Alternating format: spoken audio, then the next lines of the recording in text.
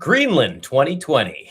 People show their true colors when the world looks to be ending, and only a select few are deemed worthy of safety from the fallout.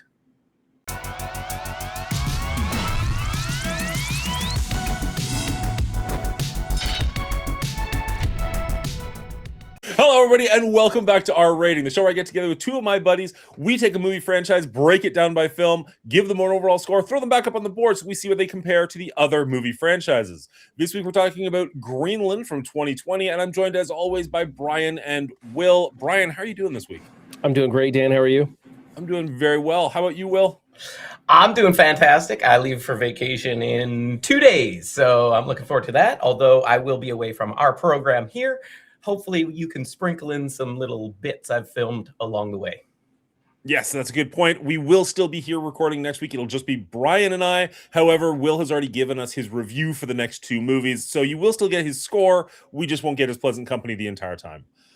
We were talking behind the scenes. Brian, this is a movie you've seen before. Will, this is your first time watching this one, though, correct? Correct-a-rooney.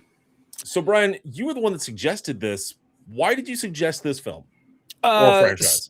So I think that end of the world films are always a fun ride. They are, in my opinion, inherently flawed almost always because the directors tend to want to showcase certain scenes and they need ways to get those characters into those positions. And that usually causes some plot holes in these films. And as you're going to hear, this film has a lot of those. Why didn't they just do this? Well, it's because they wanted to have them experience that. So, but I still think that each of these sequences in this movie are intense, exciting, very fun, and very well done. I just don't really like how they tie it all together. So as far as end of the world movies go, I think this is a fun thrill ride. And I think it's a pretty good one for people to watch. And I think a lot of people slept on this. And if you like this type of movie, like a Deep Impact, like an Armageddon kind of film, I think this is one that you should definitely check out. I will say, we talked about this ahead of time. I never even heard of this movie. So you say it was slept on. You're absolutely right. I did not know that this existed. It is an Amazon exclusive, correct? So it probably didn't come to theaters? I believe it was scheduled to come to theaters, but because of COVID, it got all mumbled jumbled, got limited release, and then mainly released on Prime. Yeah, I think that's correct. Yeah, I'm looking on IMDb and it's saying the budget was about $35 million, but it only grossed about 52. Now, if this was only released on Amazon, they're always a little sketchy with the numbers when it's a streaming service thing, as opposed to coming to like theaters and whatnot. But that's not much. Like that is a very low budget, especially to have gotten a sequel. Mm-hmm. I think this movie was a casualty of the time, and I think that this movie is better than the numbers that it got on release. Because, I mean, the numbers can't be too bad if they made a sequel. Exactly. Right? Like, it's just they're not necessarily telling us everything. Because, as you mentioned, they slept on it. Maybe they didn't spend any money promoting this film. So instead of, like, normally you have to take that budget and double it, maybe they didn't have to double it. So this did clear what they spent on it. Absolutely. I don't know. Yeah. All right, Dan, how about you, my good man? Are you a fan of the genre, the world-ending or natural disaster movie? So the genre for me is heavily in the guilty pleasure.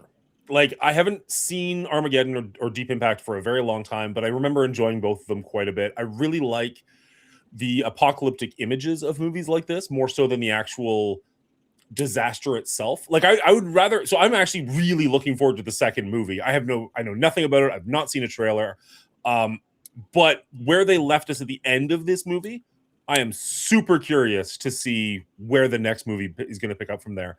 Because when you get a movie where it takes place in a ravaged wasteland, preferably not a zombie one, but just like an actual ravaged land, that's, I don't know, for some reason that just tickles my brain the right way. Do I love these kind of movies? Not necessarily, but they're fun. Like, they're a turn your brain off and just enjoy what you're seeing kind of a movie.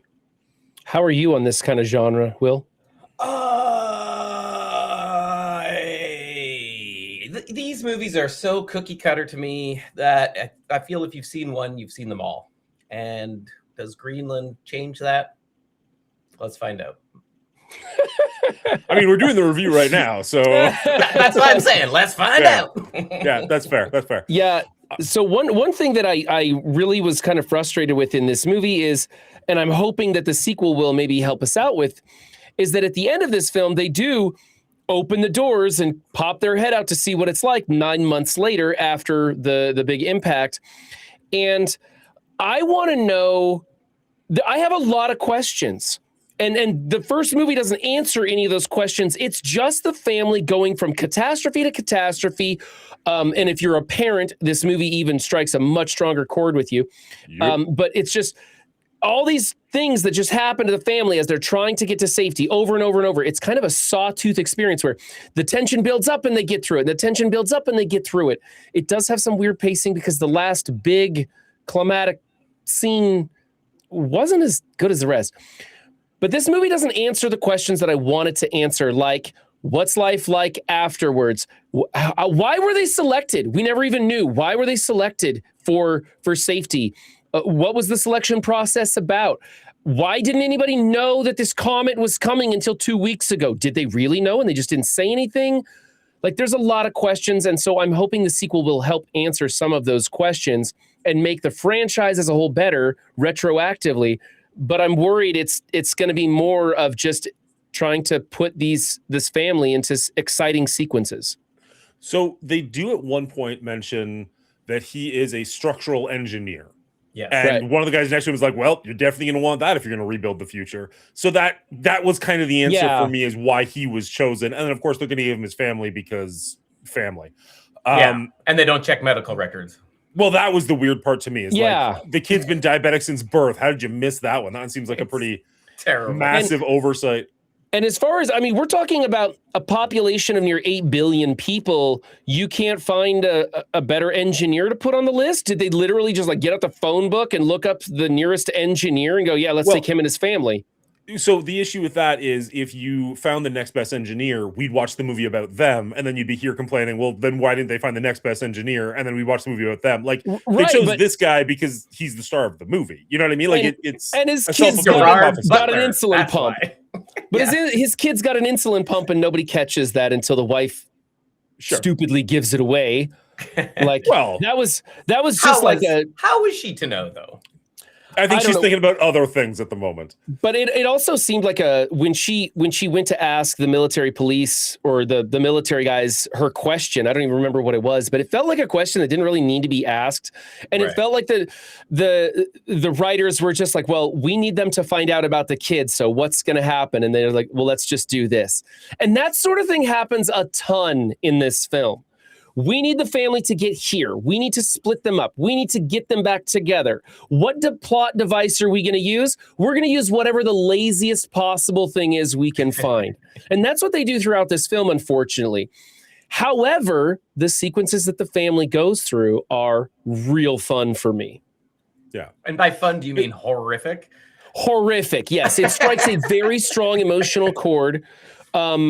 We do have a child actor in this. We'll get to that kid, but I kind of want to save him for later because I will probably actually start tearing up when I talk about his scene because it is so impactful.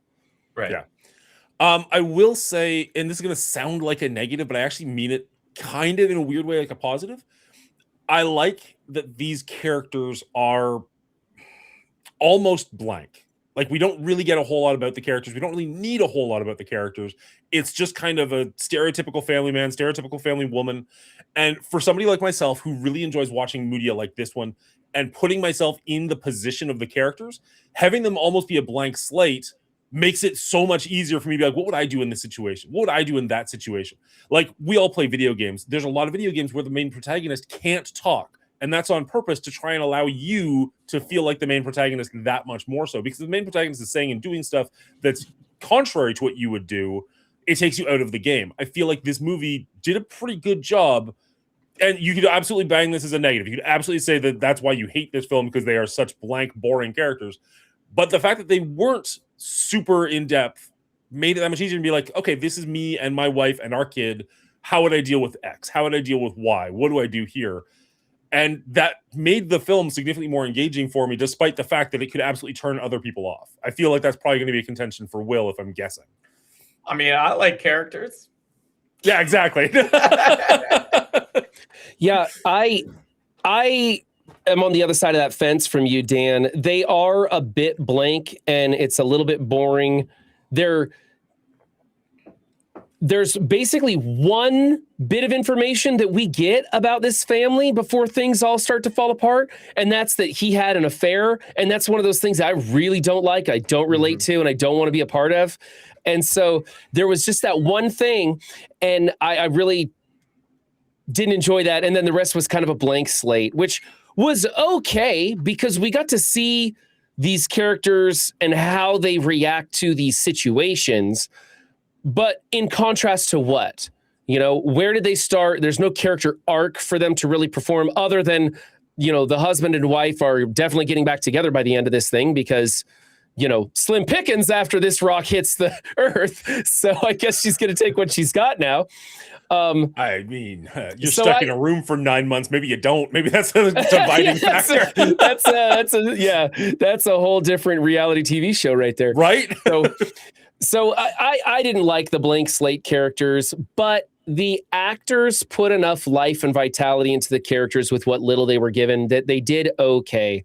And they kind of did a really good job of just focusing on the entertainment, the excitement, the thrill of this movie. And the few times that people did have some real emotional moments, like when Gerard Butler is talking to his father-in-law, you know, there's some tension and stuff there. It was a good scene. It was a pretty good scene. I liked it. And then of course you get to the kid scene. He has like 2 lines in this movie and he absolutely crushes both of them, you know, and that's what I needed from this film. I wanted to see stuff blow up and car crashes and explosions and stuff. And that's what I got. Yeah. William? Yeah, I mean, I don't disagree that the actors did a passable job with what they were given. I thought the kid was probably the highlight of the movie. Gerard Butler's character, it's weird because he's coming into the movie trying to fix his relationship. So that's his goal throughout the whole movie, is to get his family to safety to prove his worth to his wife, who he cheated on. And then at the end of the movie, there's some throwaway line of like, "You've always been the only woman for me." And I'm like, wait, what? What was that other chick then about? What the hell are you talking about? So there was some weird things about that just don't line up for me. But again, it seemed very paint by the numbers, as these movies tend to be. Some take it a little more unrealistic and goofy. This one was a little bit more darker and serious, but I felt it could have gone even darker if they really wanted to go that direction. The writer of this was Chris Sparling, who also wrote Buried with Canadian actor. I was going to say Deadpool, but Ryan Reynolds. So I hadn't seen Buried, but I've heard nothing but good things about that movie. I really like it. Buried is fantastic. Kind of, from what I've heard about it, it made sense of why this one kind of had a little darker tones to it than the more goofy tones of some of the others I've seen world-ending movies. So I don't know. They tried a different direction, but with the same paint by number scripts. I don't know, plot lines, I guess. Yeah. I do agree, unless I'm completely blanking on something. Most of the situations they put themselves in are ridiculous. Sorry, not ridiculous, are overwhelming. But none of them are as ridiculous as, say, like a 2012 or something where they have to like fly the plane through downtown LA as they're trying to get off the ground, right? Or the entirety of San Andreas where just nothing made sense the entire time. Yeah, flying a spaceship into the center of the comet. Oh, yeah. Right. The main point of Armageddon is that you're going to send like drillers into outer space as opposed to teach astronauts how to drill. It's just one of those, like, what are we doing here? Like, the whole movie makes literally no sense. Whereas this one, yes, you can pick things apart, but I feel like it stayed as realistic as you probably could while still having a fun, silly movie about the end of the world. Yeah, certainly more grounded. I don't know about realistic. I think there's still a lot of weird things about posting your emergency alert, presidential alert across your TVs, and just everybody being in on the secret and the news broadcasting it across the world. Like, make sure you only go to these secret bunkers that are in Greenland, by the way. If you have your, they didn't say that. Pretty much they did. They did say on the news it was in Greenland. Yeah. I don't really. They had a news broadcast that stated it. The news broadcast, okay, but not the presidential broadcast. No, the presidential broadcast. Yeah, that was classified, yes. Just how brutal, like, this secret bunker system was just like ridiculous. Okay, but in fairness, how many of us could get to Greenland in 24 hours anyways? I mean, I'm pretty sure I'm come to screwed. Canada, apparently. You're and already by in the Canada, way- you're fine.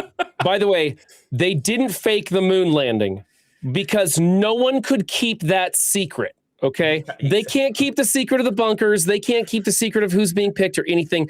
They can't keep secrets. So I mean, I agree, but weird flex. Just saying.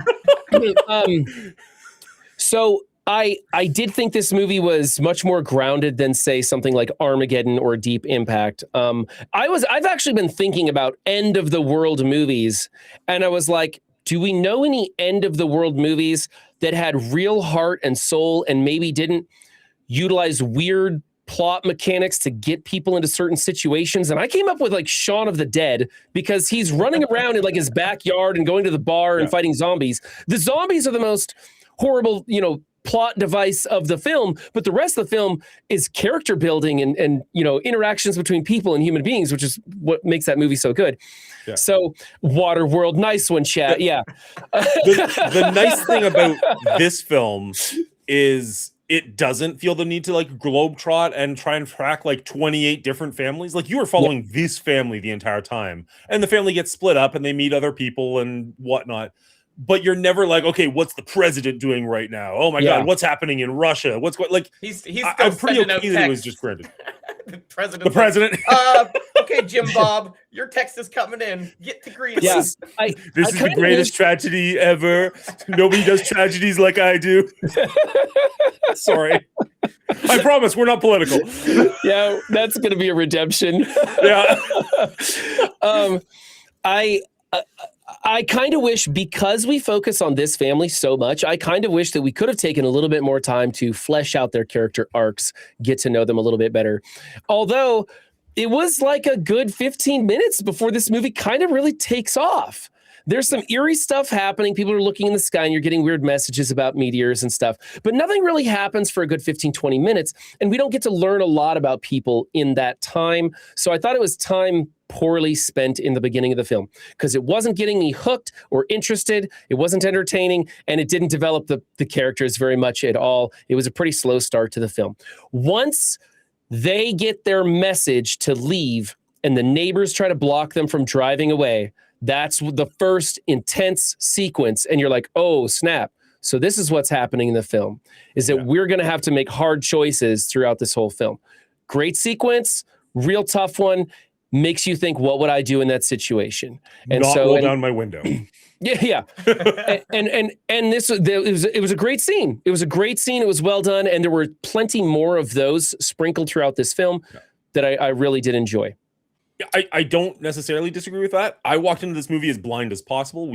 I started watching a trailer with my wife just to try and convince her to watch it with me. And like 30 seconds in the trailer, I'm like, I've seen enough. I'm good. I'm good to watch this at this point. I don't like spoilers. I don't, ironically, even though I do trailer reactions, I don't generally watch a lot of trailers if I know that I'm going to watch a movie. If I'm trying to sell myself, that's one thing. So as soon as I was hooked, I was like, I'm in. So I knew enough that it was going to be an end of the world movie, and that's literally it. So I didn't find those first 10, 15 minutes to be that slow. Like it was starting to build what was going on here, the characters, what's going on. It didn't really tell you very much about the characters, almost to the point of being like confused when he like goes to open the door and then he decides to ring the bell or vice versa or whatever.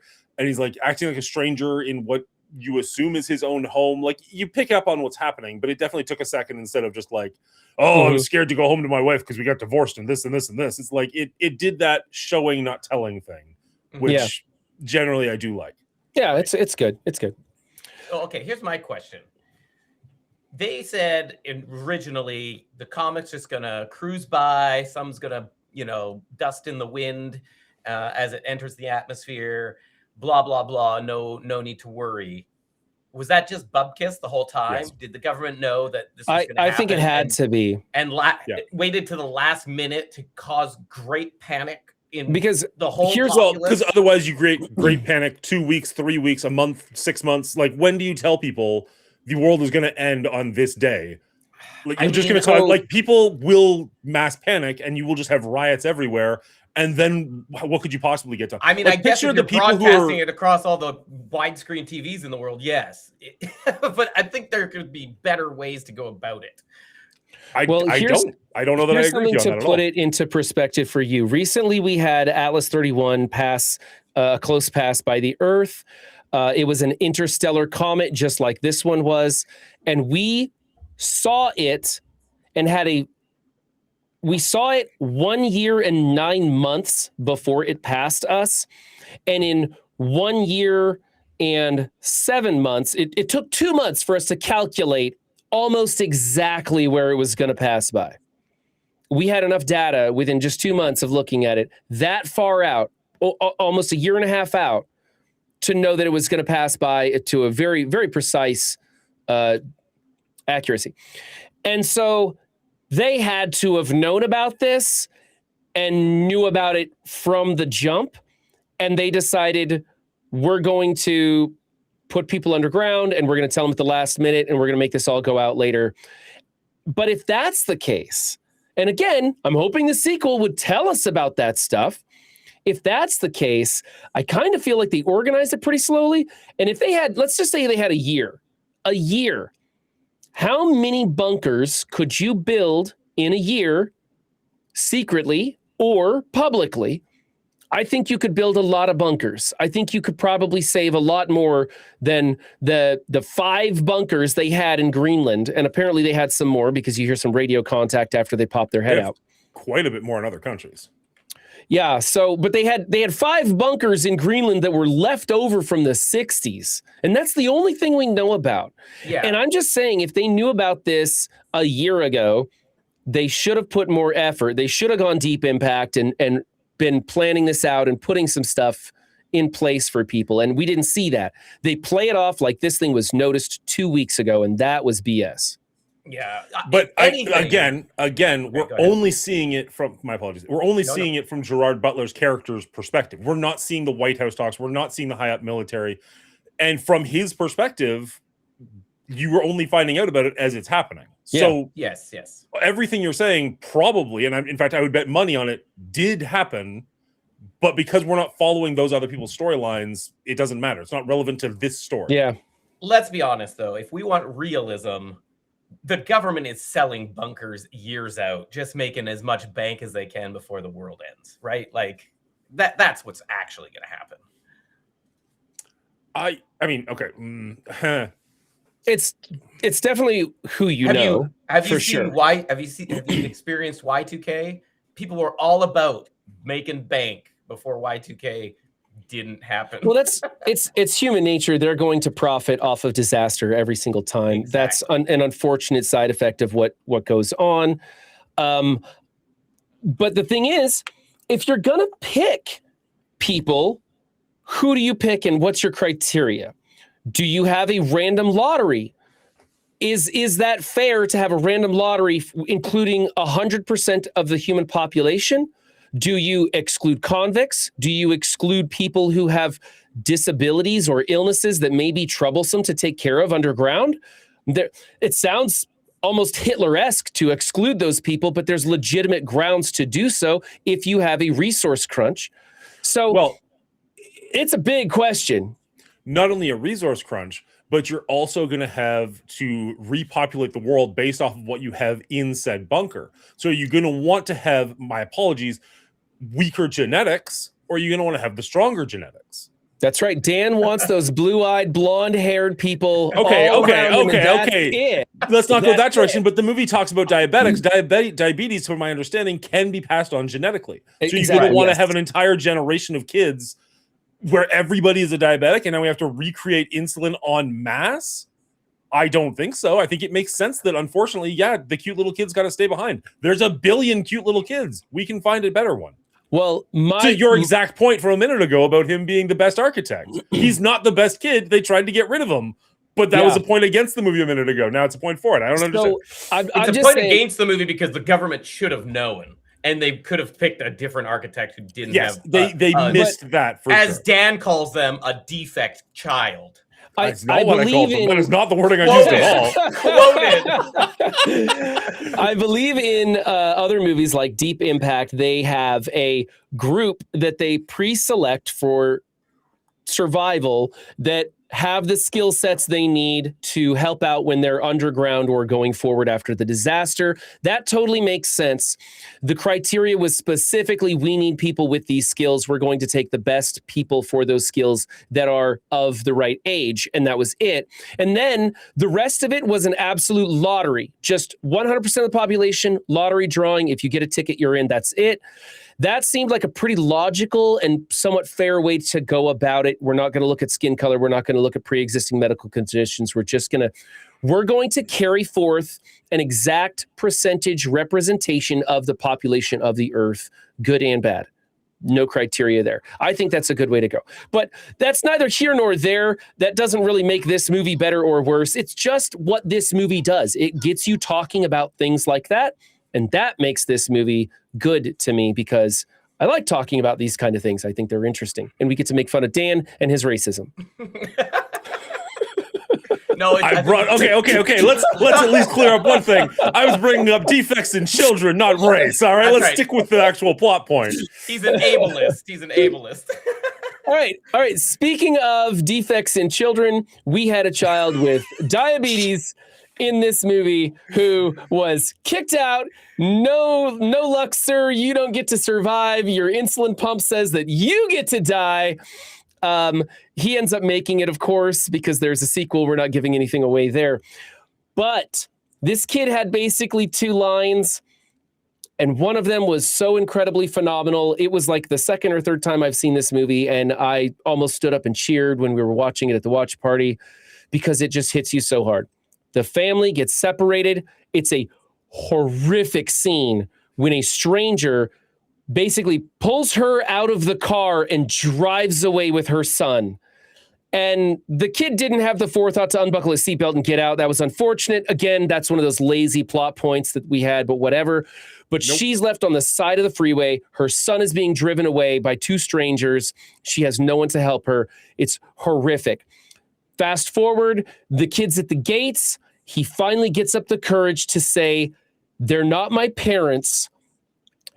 And it's an amazingly impactful scene. You are just so moved by the kid's strength of character to say that. And what an actor. Oh my goodness. Kid just absolutely crushed that. 100% believing it. It was just a great moment for me in this film. The first time I watched it, I was in tears over that scene. I can barely talk about it now without my throat choking up because as a parent, that's a horrendous thing. Loved that scene. There were a couple more like that scene.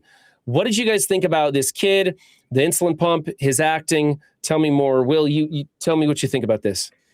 I mean, I enjoyed the child actor. I liked his character. He was kind of a science nerd. He knew the difference between comets and meteors and whatnot. And yeah, he was a brave little runt. And you would hope your kids would be as brave in the best of times. Did I love that scene that you just mentioned? I thought it was a little bit forced, but it does make you think, what if I was in that situation? Which is, heart-wrenching. I just don't think they did the best job of selling the scene. She multiple times tells him to unbuckle and get out of the car. He had like minutes to do it. She put up very little fight. It was just like she could have jumped in the front seat while he was coming around the side and the door was locked. Like there were so many opportunities for this not to happen. And that's all I saw. Maybe that's all I saw because I didn't really care for these characters as much. You guys said like the blank slate thing, which I get that was there. But to me, I just really didn't like the characters because they were privileged. And I want to root for the underdog. But these guys got their ticket to the bunker. They were good to go. They were golden. Even though, shit happened to them along the way and it didn't go as expected. But the fact that they were following the privileged characters because he has this job that could be of benefit in the future, it just rubbed me the wrong way from the start. Them pulling up in that neighborhood probably didn't help either. Those pristine houses, beautiful multi-million-dollar homes, lots of wealth and perfection going on there. So you're right. This was not an underdog story by any means. Dan, what did you think about some of those scenes? I'm going to disagree incredibly hard. I thought that scene was actually really well done, and I don't think it was lazy writing at all that the kid didn't move. The kid is terrified in fear when his mom is getting attacked. He's watching one of his two pillars of safety in the world. The kid is 8. Keep in mind the child is 8 years old. He's watching his mother get hurt, and you think he's going to have the wherewithal to think to do something? He's going to be sitting there screaming, which is exactly what the kid did. I have an 8-year-old upstairs. I guarantee you, if I go upstairs and start assaulting her mother, she's not going to... I do not. Wow. She's not going to do a thing. She's going to be freaking out today. So, like, when you're like, oh my God, this 8-year-old should have had the wherewithal to do something. I don't know what you think the 8-year-old was going to do, but the kids that I know and talk to would be frozen in fear in the moment. And you say she wasn't fighting? Like, she had the wherewithal to lock the door, which was one good move. I liked that the guy's wife was like, what are you doing? And didn't open the door for him. Like, I don't remember exactly how he did get into her. But, like, the fact that the wife wasn't on board actually helps me with that scene quite a bit. The fact that the mother that we were following did put up a fight and was dealing with a person twice her size, like, she did as much fight as she possibly could. I don't know what you guys saw in that scene. That scene made perfect sense to me, and I did watch this with my wife. It really bothered her. This scene is poorly made, but in like a what would I do in that situation? Probably this exact thing. And there goes Charlie in a car with some stranger. Now, how do I possibly catch up to them? Like, and you see her walking along the highway, and she is devastated, just like zombie walking along the highway. I don't know. It connected with me apparently a lot more than it connected with you, and that's fine. Everybody gets different things from different movies. But to say it was just lazy writing, I think is nonsense. I think it was really I'm going to take the middle ground on the kidnapping scene. The kidnapping scene I thought was pretty good. It felt a bit clunky in the ways that Will described, but at the same time, it's like, how do you know unless you're in that situation? The writers also need it to go a certain way. So I would have liked to seen the mother put up a little bit more fight, a little bit more scratch and kick going on there. I would have liked to seen the big guy get injured in some way to showcase that she is literally doing everything in her power to stop that from happening. I don't think the kid unbuckles his seatbelt and climbs out. I don't blame him for just sitting there. I told my kids after watching the movie, I'm like, hey, you're not going to do that. But the problem I really had with the scene was how the husband of the kidnapping couple talks himself up into taking the kid, and his plan for getting himself, his wife, and the kid across the border with only 2 armbands, and one of them's cut in half. Like that. I don't understand why he didn't just stop the car and say, look, if you guys aren't going to use those armbands, let me carefully try and remove them from your kid and you, and I'll take you guys anywhere you want to go, or I can beat you senseless and take it off of your unconscious body, and that's it. No need to kidnap anybody. But either way, it's not going to work because you need your ID and the passcode, all that with it. So it was just like a non-starter. I just didn't understand why he got so worked up. And then his acting in the scene was not amazing. It just didn't feel right. And it was all him that I had a problem with in that scene. I will say his plan didn't make much sense to me. But also, he's dealing with desperation. He's looking down the barrel of a gun, and this is the one I did feel the desperation. You feel desperation throughout this entire film coming from everywhere. Yeah. If he takes the kid's armband and they scan it and it says you're supposed to be an 8-year-old boy, or God forbid has a picture of the kid, that's a non-starter. But if his hands are busy holding the child like he was, maybe he can talk his way through it. Be like, oh, here's my wife's bracelet, here's my kid's bracelet. Something. Yeah, which is maybe. Goodness, I was really happy that the kid did end up saying something, and I liked the performance of the kid where he is still very, very scared, doesn't know what's going to happen. Yes, but does kind of talk with you. I thought that was really well performed. That moment when he says they're not my parents, and everybody goes silent for like a 5-second beat, it was just stunning right there. Yeah. And then everything changes, and all the motion goes the other direction from that point. And it was just an exciting scene when they get there to the border. And then Another scene, again with the armbands. Everybody's like, I want that armband. He's in the back of the truck with all these people driving. He gets some random information out of nowhere about Greenland, right? Yeah. Kind of weird how that came about, but Agreed. we had to get the information. Everybody talks in this movie. Everybody talks. Yes. He The needed guy to have just a tells him about destination. it, and then 15 minutes later, that guy's dead because he serves his purpose as far as the plot is concerned. But the fight between these guys, who's driving that truck, and why don't they just slow down and pull over? Like, the passenger's like, pull over, and he's like, I'm trying to, but there's one car on the road. Like, it was so dumb. That was horrible. And then he swerves into the curb, and everybody flies out of the back, and it was just stupid.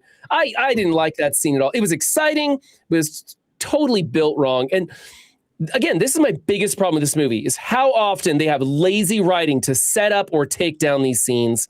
It's appalling. The scenes are amazing, but how they get there is just dumb. I was surprised how often they just let people see that they had wristbands.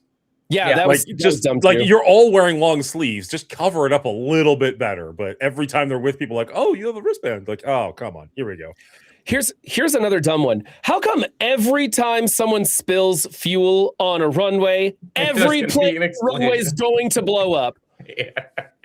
There wasn't even any fire around to ignite that. I didn't even see what happened. Like, I'm pretty sure if you shoot asphalt with a bullet, you're not going to get anything hot enough to ignite. I don't know. Maybe it's jet engine fuel. I don't know. I'm not that far into engineering to understand it. But they blew up everything, which looked really cool. Those aerial shots with everybody running in looked really cool. Super dumb how they got there. Felt very zombie-esque at that moment. Like when the plane door is going down and like the wave of people is running at them. Like, it's not that kind of a movie, but it just had a very like World War Z feeling as they're like, all rushing the plane. Yeah. Now it made for an interesting scene and cinematic scenery as well, for sure. Yeah. Now let me ask you about this. So we have these privileged folks who got their ticket to stardom. That was contrast with everybody who really wasn't, and they were mostly people of color, minorities, that helped them along the way. Maybe the more deserving to rebuild the world. What do you guys think on that take on this movie and how they played that up? Right. The black guy in the bus gives him the information about where Greenland is. We have the nurse, I believe she was Latino, who helped them, the kid out with the diabetic stuff and the medicine. She deserved a bracelet for sure. She's not going. You have the black female military officer who is trying her best to help everybody into safety, knowing that she's not going to see tomorrow. You have a ton of things going on there. It was a very interesting the family take. That picked up the mom after that grueling scene in the van. They were singing in Spanish or something. Yep. Happy to have her. I mean, in fairness, the mother, Allison Garrity, Morena Baccarin, is a woman of color. So it's not like we're following a white couple entirely. No, I know that, but she's privileged because she knows this white man who has all the power because he can build buildings. Sure. Okay. She got her ticket because she's privileged, right? I mean, okay. In that logic, if you had a person win a lottery and they got it, would they still be privileged? Yeah, that's the flaw with your thinking, Will, is because everybody who's going to get picked because they have a skill, that skill is probably going to translate into somewhat a life of wealth. Engineering, doctors. No, I know, but I'm not saying they're privileged because of the wealth. I'm saying they're privileged because they got picked, right? But that's what I mean. If they were complete nobodies who won the lottery to get a bracelet, right, they'd still be privileged. Like how does this movie happen without a privileged person? That's what I'm getting at. Like, who are we following that wouldn't be privileged while still making this movie make sense? I mean, if it was a straight up lottery and you had all those other people we just talked about who didn't get picked, if those people got picked and we had a majority minority situation where you've got a wealth of color, a wealth of ranges of wealth that are all going underground, then I get that. But what we kind of see is just the people who got selected. We didn't see a lottery system. We saw people being selected. And we can only assume that those are being selected on the skill sets that they have. Those skill sets are going to translate into jobs that do provide these people with wealth before the situation happens. However, I didn't see anybody of color being picked either. Everybody we saw was a white person who had a job. We didn't see a lot of people who got picked, actually. Toward the end, it was just people screaming, running into the door. And I don't actually remember when they opened the doors at the end. I didn't even look to see what kind of variety we had there. Well, by the end, it didn't matter. By Sorry. the end, it didn't matter because it was anybody who got there was just let in, right? Yeah. They didn't care at that point because the world's effing over. And you know what? Shit had already hit the fan. Their whole plan was out the window at that point. Right? Well, and at least one plane was destroyed with however many people that were. So like they've got some extra heads. They're fine. Oh, yeah. You know what? Actually, as I think about it, the people on that plane, we had a wide variety of colors and ages on that plane. So those were people who got picked. So I don't know what happened, but we did have a variety of people there. I don't know about like wealth or privilege as far as that's concerned, but at least we got a variety of different spectrums of society. I had a point and I completely lost it. Hey, never mind. You sound like Dan. Yeah, That's how it goes. Dan's rubbing off on me. Giggity. Oh, we're just going to leave that in the air for a while. All right, cool. No, that's it. Yes. Okay. So one thing I did like how at the end, they literally left the doors open until the very last second. And it was probably done for theatrical effect. We want it to be exciting. We want to be able to look in the sky and see the big one coming down, right? We want all those visuals and all that. That's cool. But also, it was kind of neat to think, hey, it's the end of the world. We're just going to keep these doors open to the last minute. We're going to take anybody who gets here. We're going to save as many people as we can. We'll figure out the rations later. We're going to leave these doors open till the very last second. Then we're going to close them. And if you're not in, you're not in. It's too bad. We kept the doors open as long as we could. I liked that. I'm pretty sure they did it for the excitement of it, not really the morality of it. I wish we could have seen some things like that, like just the person in there who's hitting the button to close the door and they say, no, we're going to leave it open to the last second and save as many people as we can. That would have been a great line in there to show that humanity. We didn't get a lot of humanity in this. We got a lot of desperation in this. Out of curiosity, just because I can't quite remember the scene that well, were there people like I thought I would have bet that everybody was already inside as they were trying to close the doors. Were there people still running to get in? I didn't see anybody left outside. I didn't see anybody left outside, but I did see a lot of people running in as those doors were scissoring shut. Yeah. I thought it was a little bit weird that they left the Jeeps outside. Like they're not going to want vehicles when the whole thing is done. Like that bay was clearly big enough to bring the vehicles in a little further, and they all kind of got out and left. I'm like, I mean, I wouldn't mind a way home at the end. Like all the planes are destroyed. They're all living in Greenland now. So they were blocking the door. Yeah. they were blocking the door too. So it wasn't like, hey, let's leave these out of the way in case more people are coming. They were just like drove up to the door and stopped. And I thought the same thing, Dan. I was like, hey, you could siphon fuel out of that. You could use it when you open the doors to travel and inspect things. Like these are everything is a luxury tool is important now. You've got to save everything you can. So they should have drove them in. That was weird. Yeah. You mentioned not seeing a whole lot of humanity. They do have a couple of scenes where, like, specifically I'm going to reference the end. They see all the people in the plane that crashed climbing up over the hill, and they get all the military vehicles and they go and help them out, which is like, you guys are refugees. You're not part of the plan. You don't have bracelets, but we're going to save as many people as we can. Like so, that is kind of a moment of humanity. You've also got Gerard Butler when the meteor thing is happening. He goes and rescues somebody out of a car. Burns his hand doing it. Yeah. I wish we could have seen, like, he does get somebody else that helps him, but I wish other people had been doing that as well. I don't know where the quote came from, but it's one of those, like, I think it came out around like 9/11. I heard it first around 9/11. Apologies if it's an older quote. Whereas, like, whenever there's like a major tragedy, look for the people who are running back in to help people. Like there will always be people who are there to help. We didn't get as much of that, but we did get one or two scenes. It would have been nice to have a bit more of that. But I didn't think it was poorly done when you saw it. I just wish it wasn't Gerard Butler's character the one doing it. I wish it had been somebody else, and then he went to help or something. Yeah, I think he was kind of back and forth because he was selfish at some times where, he's literally stopping the plane from leaving the runway and saying, hey, if we're not on that plane, none of y'all are leaving, which is totally a dick move. Works. And then you get, sure, it worked. Because I'd rather take the risk of flying and crashing and not getting off the ground instead of not having that option at all. But again, a dick move. Sure, then absolutely. It had to contrast with him being like, oh, I'm going to help this person who's in the car. I do have time to get them to cover, right? So I think he got his family to safety. Back and forth. So and that was what this whole movie was about from Gerard Butler's perspective, was making sure that his family was safe, right? Mm-hmm. And so every time his family was safe, dick moves are gone. He's helping where he can. But when his family is in trouble, they come first at all costs. And that's what we saw.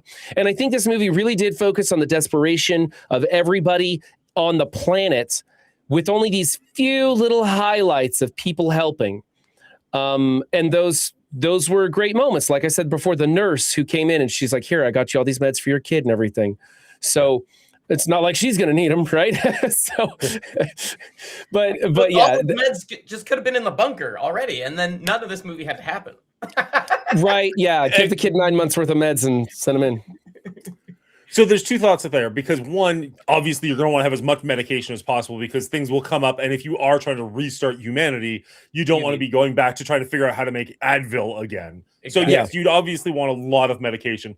But on the flip side of that coin, if you're not bringing in people who are sick to begin with, maybe you don't maybe we don't need insulin if we're just not going to bring any diabetics with us. Sure, but I still think, yes, you should have the medication. Yeah, people do get diabetes as they age. That's the thing. I think it's a huge oversight in any case. No, I'm not disagreeing with you on that one as much. It's just a argument. No, for sure. You guys ready to rate this? You got any more points you want to hit? No, I think that's good. My biggest point is that there are so many questions about this movie, the whys and hows, that I'm really looking to number 2 to shore this up for me, give me some insight in that. I'm worried I'm not going to get anything. I'm worried that they're just going to be doing exciting moment to exciting moment in the sequel, like they did in this first one, which could be an entertaining ride, but it's just more of the same. And I want something that's going to enhance the entire franchise myself. I agree with you a lot. I don't know that I need as many answers as you do. I feel like this movie either gave me answers or really didn't make me ask those questions. But what I'm hoping for from the sequel, and I know, Will, you've seen it, so I'm not looking for an actual answer on this one. No, for sure. I don't need it to be an action movie at all. Like, if you just want to show me what it's like to survive in that world, because whenever you have an apocalyptic movie, generally speaking, it's aliens, it's zombies, it's Terminators. We've never really seen the next book in a mass devastation movie. Like, you normally get your Armageddons, your Deep Impacts, your one-offs, Moonfall, your whatever it is, and it's 2012, and like the movie ends as soon as the disaster hits and the main character lived, and they're like, cool, we're done here, never going to talk about this again.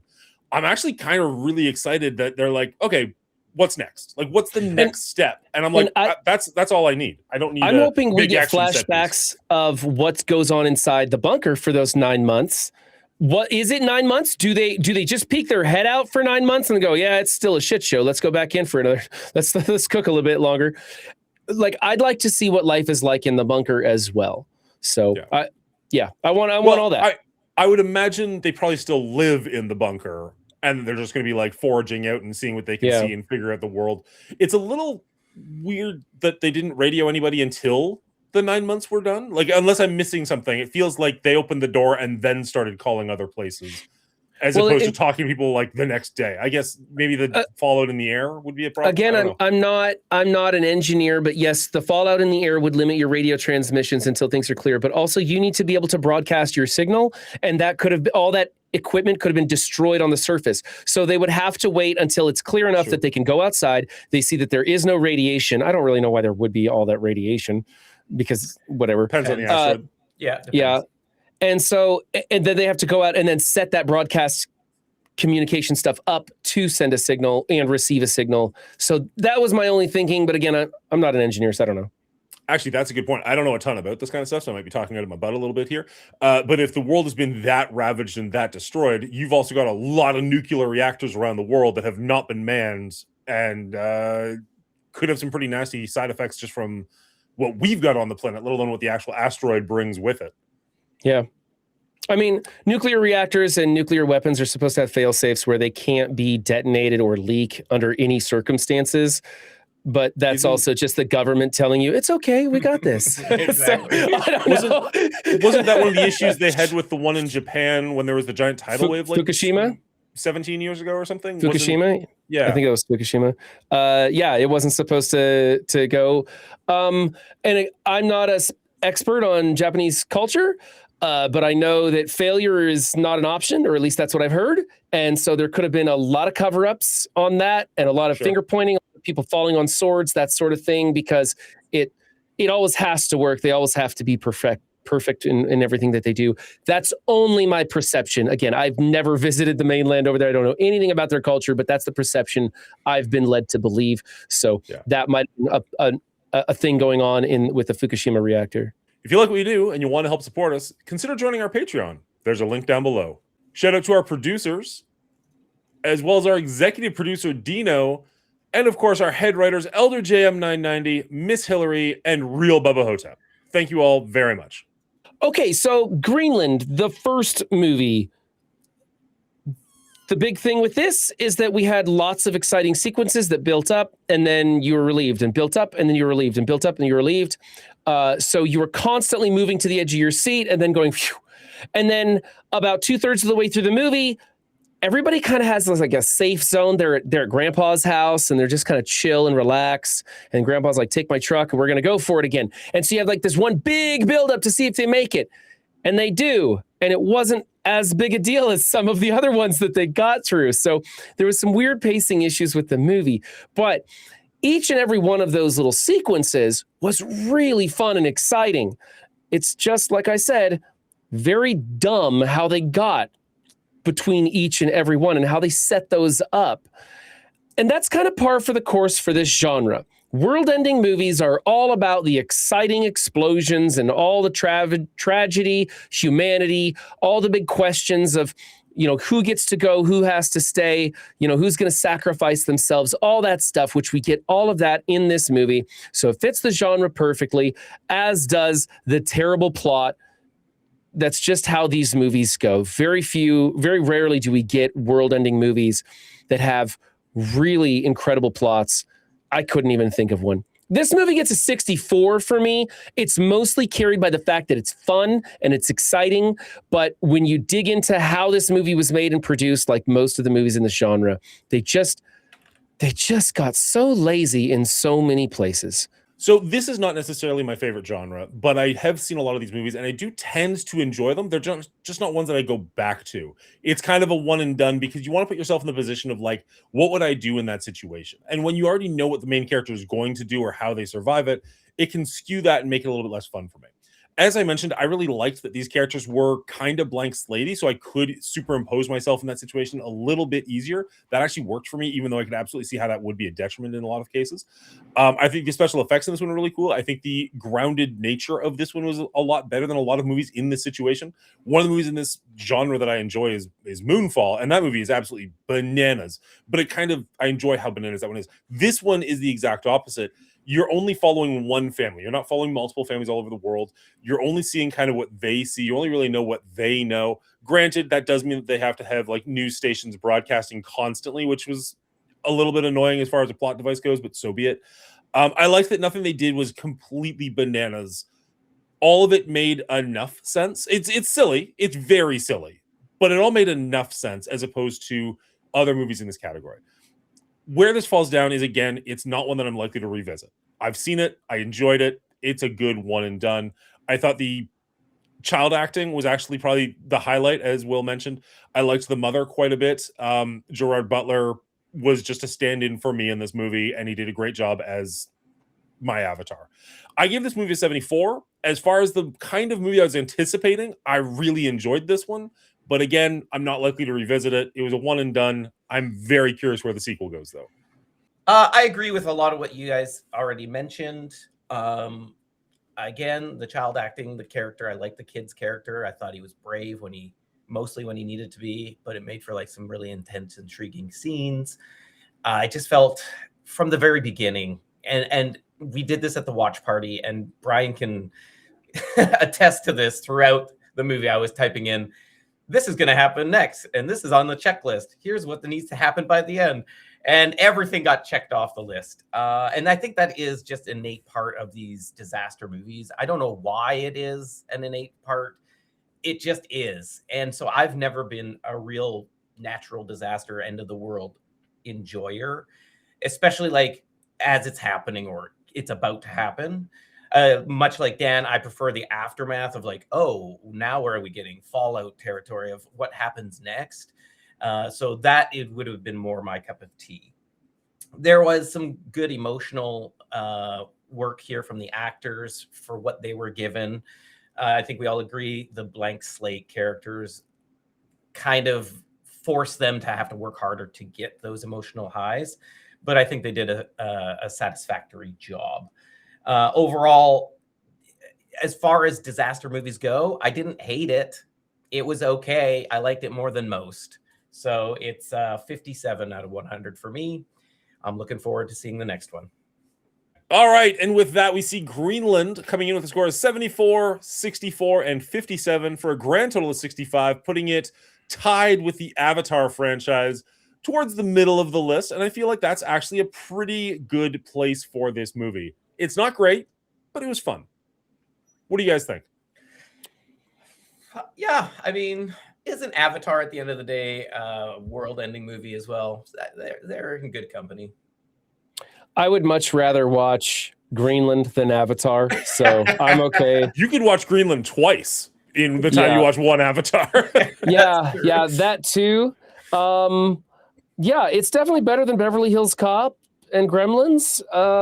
I enjoy it way more than Avatar, and I think they have an equivalent amount of plot put into both of those movies. So yeah, that checks right there.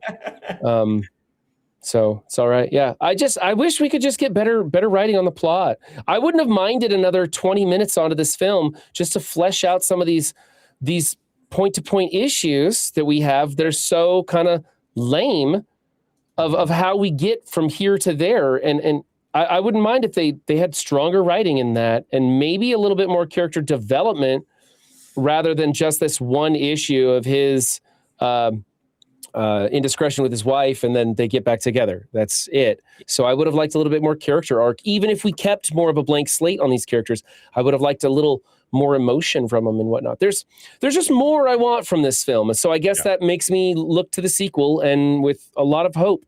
But I'm probably setting the bar way too high because as we know here at R Rating, franchises almost always go downhill from number one. All right, that's our rating of Greenland, but what's yours? Leave a comment down below. I'd love to hear from you.